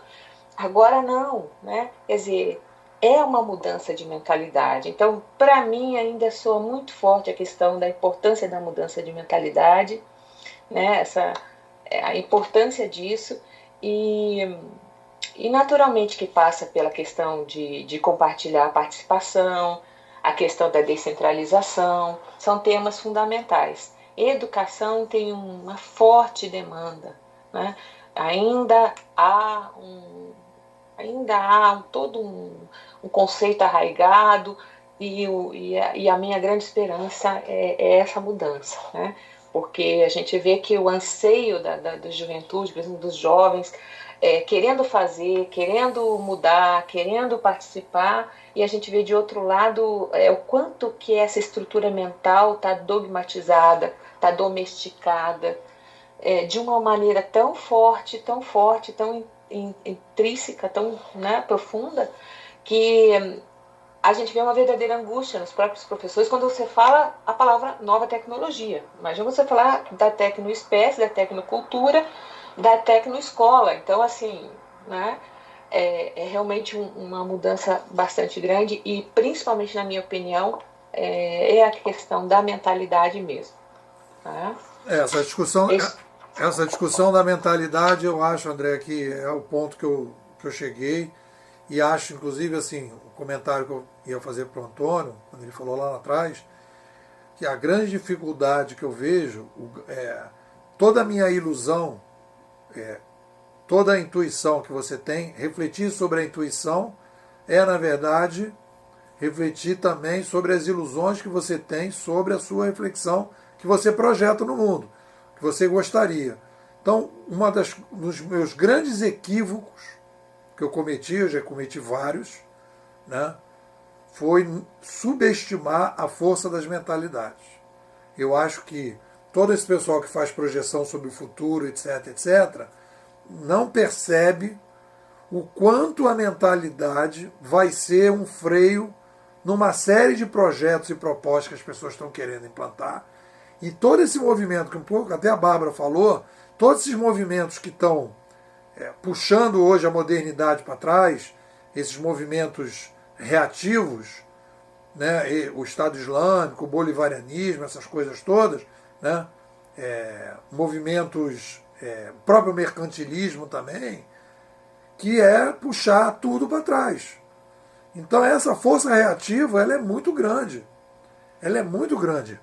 O Antônio está conversando, quer dizer, esse problema, esse foi um dos grandes aprendizados do ano passado, né, de perceber a minha ilusão que eu tinha de que o Nepô vai construir uma metodologia super embasada, super filosófica, etc. tal, que as pessoas vão entrar naquilo e vão, sabe, eu achei que as pessoas todo mundo era muito mais reflexiva e era muito mais aberta para a mudança do que elas realmente são, ainda mais no Brasil. É fato, mas o que me trouxe também muita satisfação foi ver o projeto dos laboratórios, né, com os professores. Isso, exatamente. Não, tem uma galera aí caminhando, com certeza. Fernando, é você, fala aí. Já caiu, já voltou? Já diversas vezes, mas primeiro eu quero cumprimentar a todos por essa quantidade de conteúdo que estão trazendo aqui. Segundo, enquanto a Andrea falava com muita propriedade sobre a estrutura das escolas, dos professores, do ensino, do conhecimento, eu fico imaginando a dificuldade na resistência do sistema de policial, por exemplo, do Rio de Janeiro. Imagina a dificuldade de mudar. Hoje o Zeca Borges estava comentando no Twitter dele e a dificuldade de mudar a estrutura da polícia em função de todos as benfeitorias, o profissionalismo, as benesses que existem dentro do sistema. E até mesmo a criminalidade que gera dentro né? E um outro ponto que eu acho interessante também trazer aqui, um outro artigo que eu li hoje, sobre as línguas que estão morrendo, né? É disso que a gente está falando. A linguagem. Tem a resistência toda também cultural, porque está se falando de resgatar a língua assobiada, que é uma das línguas que tem 5 ou 6 ou 10 ou 20 pessoas que falam no interior de uma ilhazinha da Grécia para se comunicar com outras pessoas assobiando por meio da assobia. Então, as espírias, eu acho que é o termo, não é? Em Évia, na ilha de Évia. Isso me chamou profundamente a atenção em função da resistência e importância da resistência, porque gera, de alguma forma, a reflexão. Isso que a gente está falando, que falta hoje e que acaba gerando totalitarismo. Né? Eu acho que é disso que nós estamos precisando. Reflexão. Reflexão, reflexão, reflexão. E eu acho que nós estamos muito felizes em abordar isso hoje. Legal. Eu acho que tem um balanço aí do que a gente conversou. Eu acho que essa coisa da gente ir trabalhando, essa coisa da reflexão, né?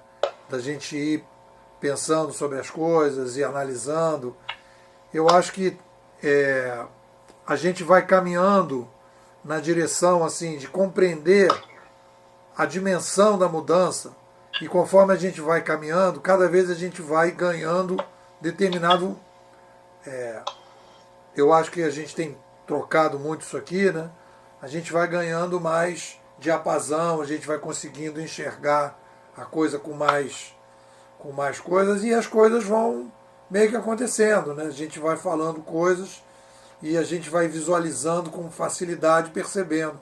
Então, uma coisa que eu estava conversando com o Antônio antes de vocês chegarem, é essa coisa, né, que as pessoas acham que as organizações vão sobreviver e a escola vai sobreviver, que as pessoas se estruturaram, o modus operandi de todo mundo se estruturou para essas organizações, né?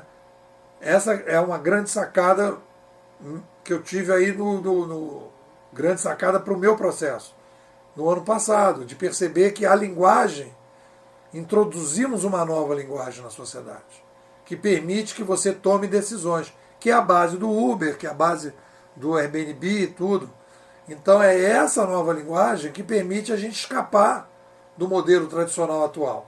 E toda a estrutura da sociedade, como a mídia formata tudo, inclusive o cérebro, toda a estrutura da sociedade está formatado para o mundo gestual, oral e escrito, que seja assobiado, né? Porque a gente tem uma diferença entre linguagem e idioma. As linguagens, elas são o que a gente chama de mídia. E aí você tem os códigos dessas linguagens são variados. Então você tem um código em inglês, um código em espanhol, um código em francês, um código em português, né? Então existe uma diferença entre idioma e linguagem. As linguagens são as que se utilizam dos sons, né, das coisas que são físicas, né, o som, a escrita, o livro, o silício, né, a fibra ótica. Então para onde você transmite, né, a capacidade de transmissão. E os idiomas são os códigos que são colocados dentro dessas linguagens. Né? Então, olha só, nós temos aqui 15 minutos e eu queria então fazer o seguinte: vou fazer uma rodada final e cada um dizer o que foi mais importante da nossa noite. E aí eu vou pedir então uma coisa curtinha para cada um falar. Vou fazer então o inverso agora. Eugênio, você que começou, o que ficou de mais importante para você, Eugênio?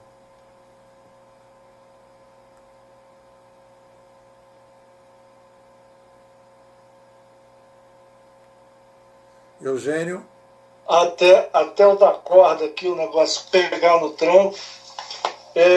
Eu estou achando que o modelo que se tem agora, com mais pessoas significa mais cabeças, mais ideias e mais diferença e mais riqueza, a gente precisa, infelizmente, acho eu, de alguns limitadores para que a discussão não abra demais, porque todo mundo fala coisas tão interessantes que dá vontade assim de seguir cada um desses caminhos propostos pelas observações. Né? A Dora Lima falou da crise filosófica, né? Das estruturas antagônicas, sinapses, as pessoas multitarefas. A Andréia, com essa preocupação toda dos professores, que me leva a pensar que os professores estão precisando ir para a escola. Quem vai ser o professor do professor? Né? Quem vigia, o vigia. Porque o professor, para ensinar, ele para ensinar o novo, ele tem que estar depois do novo. O novo já é uma coisa abraçada, e eles não estão assim. Eu fiz faculdade de novo há muito pouco tempo e eu percebi muito isso.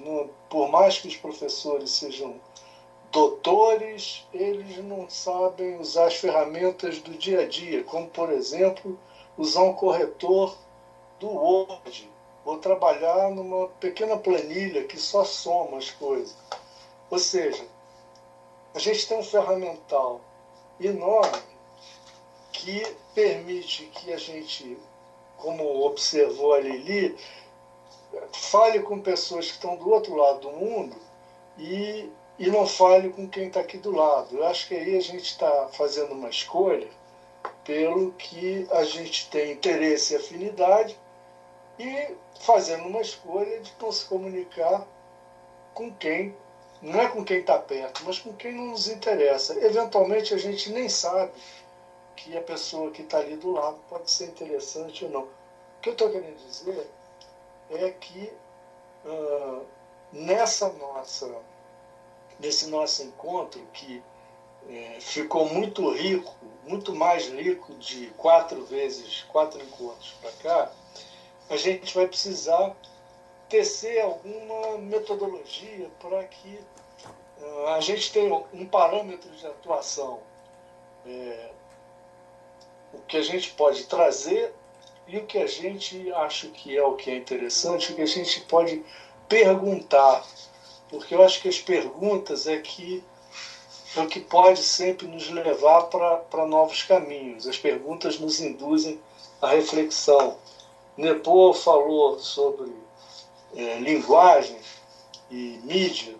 A minha percepção como publicitário de mídia, ela inclui outras coisas, mas a gente tem que incluir nessas 4, Nepô, a matemática, a música, que são 2 linguagens que eventualmente você não pode traduzir para nenhum outro código. A linguagem da música não pode mesmo.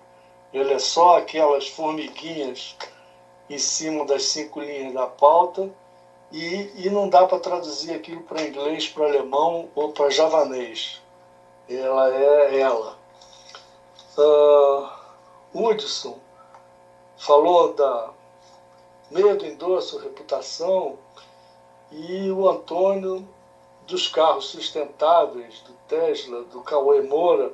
Enfim, é tão rico o que todo mundo falou que eu acho que 4 horas seria pouco, né, para a gente poder trocar ideias, trocar perguntas e avançar juntos. Então, eu acho que daqui a uma meia hora a gente começaria a estar quente para poder bater bola. Mas aí a gente já não vai estar mais. E eu sinto a maior pena disso. Câmbio. Beleza, vamos lá. Vamos aqui no... Hudson, fala você, o que ficou de mais importante? Tem que falar rapidinho para dar todo tempo para todo mundo falar.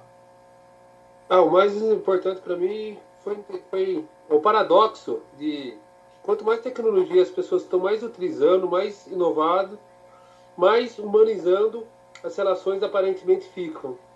Então esse paradoxo, as pessoas precisam usar bastante tecnologia para deixar mais humanos as relações. Boa noite a todos. Bacana. Bárbara, fala. O que ficou mais ressaltado para mim foi a questão da mudança de mentalidade, que eu acho que é um ponto muito importante que a gente teria que desenvolver, assim como, não sei se foi o Eugênio, né, que falou, eu também acho que a gente precisaria de muitas horas para poder desenvolver os vários pontos que foram levantados, né, pelas pessoas, que eu achei muito legal. Mas essa questão da mudança da mentalidade, eu acho que é uma barreira que a gente precisa ir ultrapassando. E é uma questão que a gente precisa ver como a gente pode ultrapassar essa barreira, né? Essa é uma discussão que eu acho que é fundamental para mim e que ela meio que permeia toda a minha vida. Em diferentes momentos, a gente está vivendo isso há muito tempo. A introdução de novas tecnologias não transformou uma série de coisas. Hoje ainda vi um artigo interessante de um filósofo sobre a questão que eu tinha colocado da Venezuela, que eu estava super impactada, em que ele mostra isso, que houve um grande avanço do conhecimento e de várias... ele não fala da tecnologia, mas está embutido, né? Porém, não houve uma evolução na ética humana. Então, eu acho que esse é um ponto que vai permear esse século. E alguém disse, que eu não consigo identificar essa pessoa, que esse século será ético ou não será. Ou seja, ou não será um século. A gente vai se matar entre nós se não desenvolver essa questão. É isso. Beleza. Lili, o que foi de mais importante? Oi, pessoal. Olha, nem sei dizer especificamente o que foi mais importante. Eu acho que foi tão bacana. Foi meu primeiro encontro também com vocês, escutando vocês todos falarem. Foi tudo tão bacana. São tantas vozes que eu acho que se complementam e acho que foi muito legal. Eu não sei se talvez para você, Nepô, fosse, como o Eugênio disse, talvez até, quer dizer, para você mesmo, acima de todos nós, além de todos nós, fosse importante uma metodologia diferente para você tirar mais proveito desse grupo como sendo seu conselho, enfim. Mas eu lembro de algumas falas foram marcantes para mim. Eu achei a conversa sobre o momento da Venezuela, a fala, eu acho que da Cláudia, desculpe, não sei se foi a Andréia agora, sobre a educação, e eu fiquei com as duas palavras que o Hudson falou na minha cabeça, sobre medo e reputação. Fiquei com isso na cabeça, isso também, de alguma forma, está bem ligado ao meu trabalho, mas é isso, achei muito legal, muito legal. Um beijo para todos. Beleza. Antônio, fala. Opa, boa noite. Eu vou voltar lá no início, na pergunta, né, que você colocou, na essência e substância. Não adianta, né, por exemplo, na palavra da moda e o pensamento da moda, inovação. Em essência, ótimos, todos concordam. E na substância, se eu não mudo o meu mindset, eu não consigo nem, né, colocar essa discussão para frente. Então, está acontecendo muito isso, né? Quando se fala em mudar o elemental, mas na prática está difícil. É isso aí, gente. Boa noite. Beleza. Dora, fala.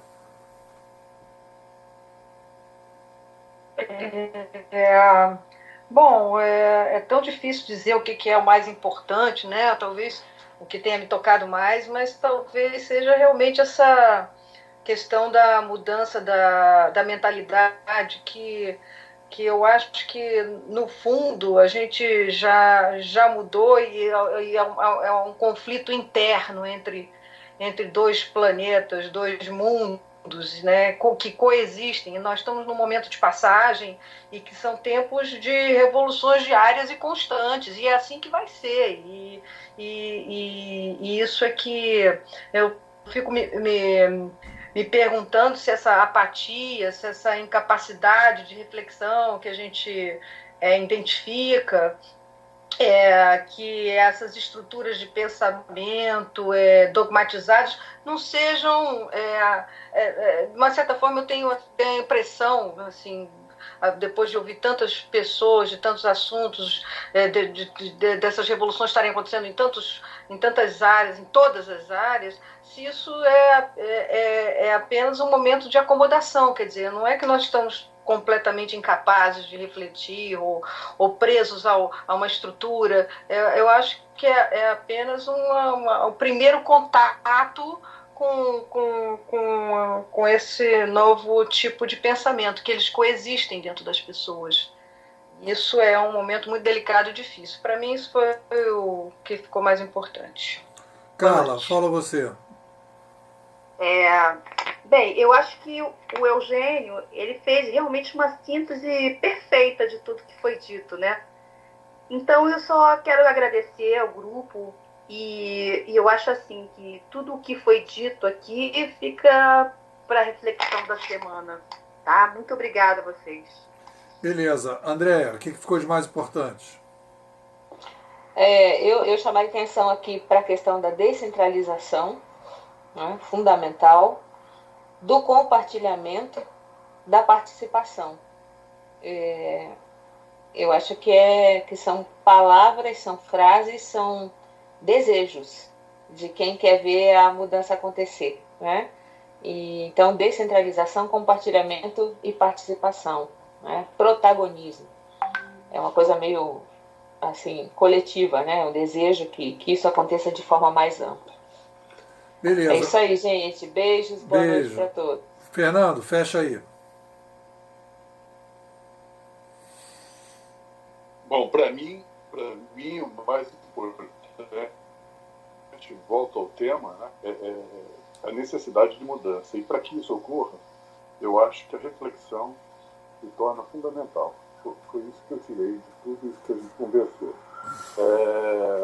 Outra coisa que interessante, eu acho que foi colocado em primeiro lugar pelo Hudson, né, a gente criar alguma forma para que esse encontro com tantas vozes, tanto conhecimento, liderado por você, tão brilhantemente, idealizado por você, a gente possa ser mais produtivo.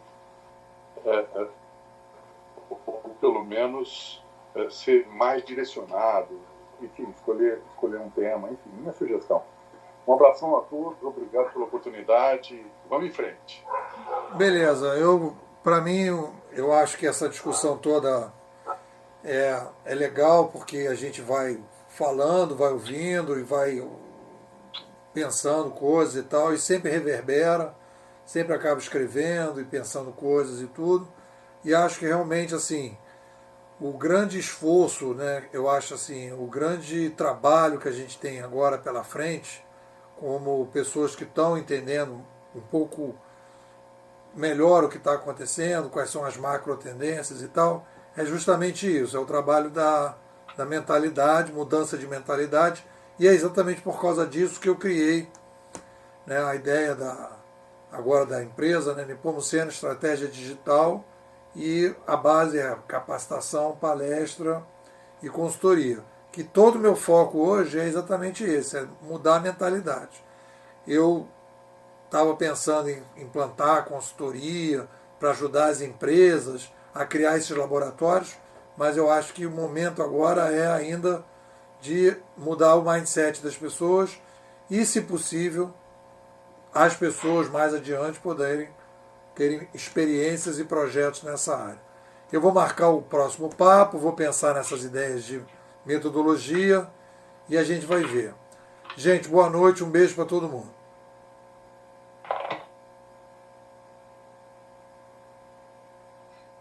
Um beijo. Tchau, pessoal.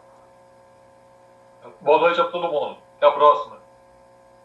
Tchau, boa noite a todos. Tchau, boa noite. Boa noite, pessoal.